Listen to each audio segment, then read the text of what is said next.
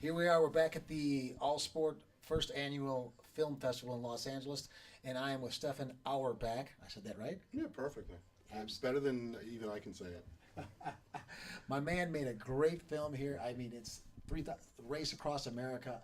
I'm flabbergasted. I was an ex-athlete. I'm still an athlete, but the determination between these guys riding across America. I mean, tell me about these guys. I think if you look at any sector of society, any category, these guys stand out. I'm talking about marathon runners, nurses, politicians, doctors, whatever there is that we know of. There's no one like a person who decides they're going to ride across the country in 10 days, 3,000 miles. Because basically you're signing on for not only staying on your saddle 20 hours a day to even be competitive. If you want to win, you got to plan on riding over 24 hours numerous times. But I lost my train of thought. You don't want to have to cut this, huh? No, that's fine. No, let me back up. I had some, the 3,000 miles a day. 3,000 miles a day. Maybe there was vodka in that train. Determination. You know, mentally. I mean, what these guys? You know what I was going to say? I was going to say that not only are they saying, I'm going to do something like that, but the commitment that it takes. You have to back up. You have to ride. These guys will get up at 4 in the morning and ride. They'll purposely have jobs that are 4 hours away from where they live. So they'll ride from 4 in the morning and get to work at 8. They'll get off at 4 p.m. and they'll ride another 4 hours. That's just during the week. They'll ride 8 hours a day. And then on the weekends, they'll ride 12, 14-hour rides. And then if they're really getting ready for the race, they start doing 24-hour rides. So naturally, their families don't like when they get into it. But most of these guys are family guys. It's people who've lived a little, and they're churning inside. There's not 20-year-old surfers show up to do this race. It's not the kind of guy who's going to make it, because a lot of it's mental, and you're not just drawing from your physicality. You're drawing from your spirit and your emotions and your heart. And that's the sort of stuff that comes through living. Right, and I was gonna, family. I mean, what's the divorce rate with these guys? It seemed like they all have families and wives that are there smiling in camera, like supporting them. But no, most wives don't like it. My wife doesn't like that I even make films about this race because the editing takes longer than the race. But it's a very unique guy, and people. I was at a festival 2 weeks ago, and after the film goes, that was great. Now I know why these guys do it. And I looked at him, I go, you do? Can you tell me? Because there's no reward. There's no money for these guys. There's no prize money. They're spending $20,000, $30,000, $40,000. They're not wealthy people. They're not bankers. I remember we had a fireman. You have policemen. You have teachers. You have people that work in hospitals. Yuri Robic is a soldier in the Slovenian army. You have people that they spend, like in the film that we're watching today, Bicycle Dreamers, there's a guy who took 2 years of working to just get enough money to come. And then he, like 3 or 4 days, and he has to quit. He ends up in the emergency room. Yeah, I think Yuri had the quote that said, "After the race is over with, the pain is gone, and the reward is there." I mean, what kind of quote is that? Well, it's just that the pain goes away, but the accomplishment stays, which is true. Absolutely. Which is true. We all know that. I mean, go through the worst possible thing you get through. If you get through it, it becomes a joke that it was. It's not the difficulty; it's the result, and it really does change you. These things. That's a great quote. I'm going to use that quote. So, what drew you to this story? Well, when I'll be honest with you, it was the freakishness of it. Because as a filmmaker, you look for things that are not common and not average. And when I heard that these guys were going to ride, they showed me some footage of the year prior to the one I did, and there was a guy. He had been on his bike for 43 hours straight, and I was like, let me see the B-roll. And I was like, looking at the B-roll, and the guy was like, how do you ride for 40? It's not. Try staying up for 43 hours. It's really difficult, right? Yeah. Now get on a bicycle. It's almost 2 days. Very good. Wisconsin math. There you go. I love Wisconsin. Is that where you're from? That's right. I'm Wisconsin. Man, the best rider I know is from Wisconsin. Get out of here. Oh yeah, David Haase, Dirk knows him pretty well. All right. We love Wisconsin. But where was I? I don't know. You were talking about 43 hours on the bike. Yeah, so I was like, this is crazy, right? And then I started looking into it more, and I talked to the guy who invented the race. And he told me that one year, he said, I'm going to see how far I can go. He went 71 hours without stopping. He rode from the Pier in Santa Monica to Nebraska. I mean, just think about that. Yeah. And he said he decided to get off the bike when he was hallucinating UFOs and aliens getting off the mothership. And I'm like, this is something for me, man, because you don't have to take drugs, right? Which is not good as you get older. But it's like people are pushing it to where stuff like that's happening. This is about consciousness. This is not about, my body. This is more. There's something else going on. And then to just try to understand these people was what I set out to do. But to this day, I still don't know what motivates someone to spend that much time. And I think they're somewhat tortured people, and they need that time on a bike to just get level. Get level. It's got to be 10 some kind hours of a day. spiritual, some kind of therapy. Yeah, they're. I don't know. I mean, you can turn the camera around and ask Jarek. Maybe he knows. Yeah. You know, they're not in it for the money. They're not in it for the glory because people don't know. It's enormous pain. Half the people don't finish. Right. Yet every year there's new victims showing up at the starting line. And every year half of them aren't going to make it, and they're going to have wasted a year. But I don't know if they consider it a waste, you know.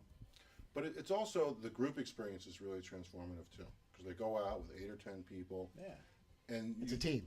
It's a team, and you develop, but it's a team unlike any other team. It's not just, you know, we got 4 hours, I get to go home, and people are waiting for me. It's a pretty intense experience, and literally someone's life is in your hands, which is an intense feeling. Not just, are they going to get hit by a car? Not just, am I going to hit them? Because that's happened. The guy's follow van has hit the riders. Oh, wow. Yeah. Which And maybe they're getting drowsy too. they're totally getting drowsy. I had footage that I cut out of this film. I was like, no, I don't think I should. The guy's story ended up on the cutting room floor, but I had his driver coming inches from knocking him off his bike at like 4 a.m. because they were losing it. Wow. It's scary and it's dangerous. So they have these guys' lives in their hands. The other reason their lives, but they also have to make judgments. If the guy's okay to get on a bike, it's heavy duty stuff. It's like, go ride, but you could be sending someone off to their own demise. Yeah.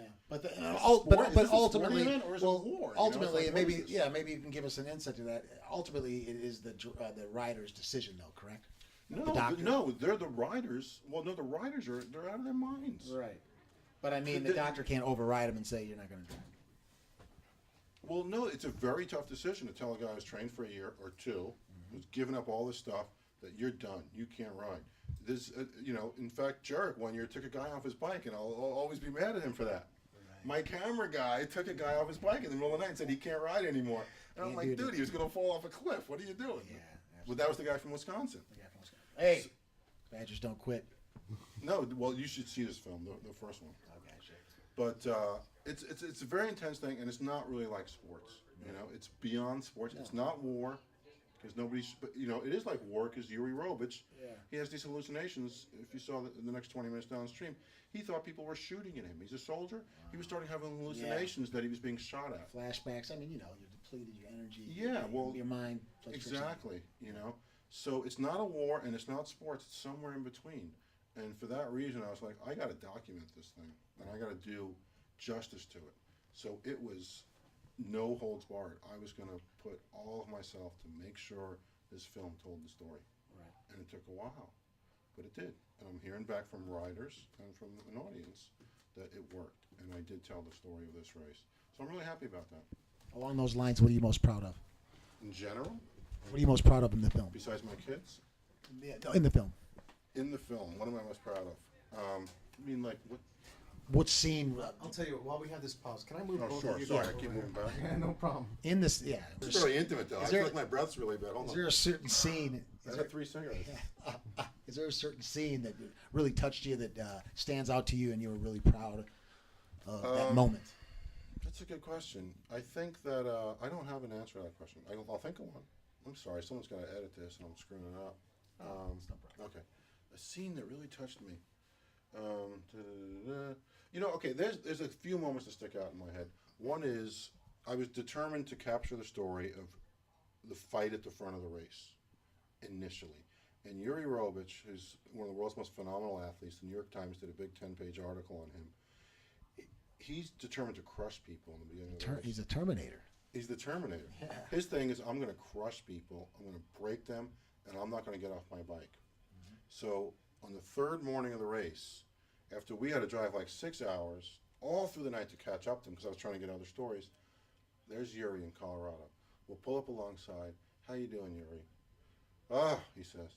I said, what's going on? He goes, well, I've been on my bike 56 hours. I tried to sleep at 42 hours. Right. I couldn't fall asleep. I'm going 56 hours. And then my camera guy says to him, I know, my camera guy says to him, then Brian, who's here tonight, he says to him, so you're looking forward to the Rockies. This guy's been on his bike for 56 hours, and we got the Yeah. shot, and right in front of him is a 10,000-foot pass that he's heading towards on no sleep. Right, and that's when he said, "I'm looking forward to it." Yeah. Yeah. Well, he kind of laughed. He's Yeah. like, what a crazy thing to ask me. Am I looking forward to the Rockies? Am I looking forward to being hit in the head by, a ton of bricks? Right. But he's like, I am crazy. It was like one of those moments where I am crazy. This is what I do. And he's like, yeah, I'm looking forward to the Rockies. And then the camera guy in the car goes, so when are you planning to sleep? And this was the line. He goes, today, when I finish my job. I finished my job. Yeah, he's the quote master. I like that. When I that's- finish my job, but I'll sleep. I can really relate to that because that's how I approach. I don't know if I approached. I always was a kind of intense guy, so it's a good fit, guy and film. But this has made me more intense, having been part of this world. And it's like, yes, nothing. If I have my goal, a lot of people don't even know what their goals are. Have you noticed that? You're into this stuff too. I talk to people all the time. I say, identify your freaking goal. Right. If you don't have a goal, you're never going to get anywhere. So, but through knowing, Gotta see the future. Yeah. yeah. So it's like, and today when I finished my job, to me was such a mind-blowing thing that he said that, because that's what it's like. You don't get an elevated sense of what you're doing. You just have a task, and you're going to complete that task, whatever it is. I make this joke. People say, "Oh, you're a filmmaker. That's cool." Da da da da. And I'm like, I feel like I sit in my office and I see the mailman come every day, and I say, I feel like the mailman. This is my job. I don't think it's anything different than what anyone else doing. This is what I wanted to do. That lady wants to be the mail lady. She gets a pension. I don't. So she's smart, and I'm an idiot. Hey, but at the end of the day, are you happy with what you do? I'm happy what I do. The other thing in the film, and this is a little heavy, is in the film, Dr. Bob Breedlove gets killed during the race, which totally transformed the shoot and the film. Wow. And it was a horrible, horrible tragedy. And he was the most beloved guy in the subculture of ultra cyclists. What happened? Because, like I said, it's still going on. Did he heart attack? No, Hit by a car? he got hit by a car, head-on collision. Oh, jeez. An unlicensed 15-year-old driver Okay. in Colorado. Came out of the lane. Well, there was no witnesses. Wow. So, but after he died, I was there about 20 minutes later, and I stood on the spot where he died. And I looked up, and right in the vision where he was when he died was a white church on a hill. And I'm thinking, that's really strange. And I got to know more about Bob, and he was very religious. He was a deacon in his church. And I thought to myself, at the penultimate moment in this guy's life, the last moment of his life, he had a vision of what mattered most to him. Right. So that, I'm getting chills again. I get a lot of chills thinking about stuff that happened in this 10 days, but the chills will last me a lifetime. That's the thing about this, is that it's endless. Right. The stuff that you take in. And I'll remember stuff 20 years from now. But it occurred to me, if you could identify what matters most to you in your life, and you go for it, and you make no compromises, at the penultimate moment in life, you will have a vision of it. You will achieve it. It was just, that's what he saw. I don't know if God led him there or whatever it was, but it was freaky. That's what he was looking at when he died. A white church on a hill. Beautiful little white church in the middle of nowhere. How'd that happen? What a last moment to Yeah. see that. Absolutely. So those are two striking moments that I can remember. Right. Well, the film's great. The Thanks. film's great, Excellent. and I enjoyed watching most of it. And Cool. Maybe I'll get a copy That's of it. your Maybe, DVD. maybe I'll get a copy of Half it. And, price. what's next? I'm going to I help mean, you with your next film. Please do. What's next? Well, Wagon okay. race halfway across America? No, actually, the race just happened again. And while I'm not looking to do the full race again, there was a team of 75-year-olds who did the race this year. Oh, wow. They're called the Great Grand Pack Masters. And I thought, that's something I want to document. So we had a wonderful camera lady go out, and we shot the story of 4 75-year-olds running across the country. Wow. So that'll be my next film. And I think that's not even going to be about cycling. It won't even be about sports. It's going to be 4 old guys on their last great adventure. So I think it's got a lot of potential. It kind of reminds me of like a feature film setup. Right. It'll be about life and death and stuff. So I'm really looking forward to getting that one in the edit system. Right. Yeah. Cool. Speaking of that, I love the music too, by the way. Thank you. Music was very touching. Cool. We won best soundtrack last week at a film festival. There you go. See, Yeah, I was great. paying attention. Mr. Cool, man. Thank you. Auerbach, Excellent. I appreciate Stefan, it. Appreciate Strikers Dreams. Bicycle Dreams. Bicycles Yeah. Dreams Thanks, is the name of Robert. the film, but you got to check it out. It's a very beautiful film. Excellent. Okay, Appreciate thank that. you very much. Thank you.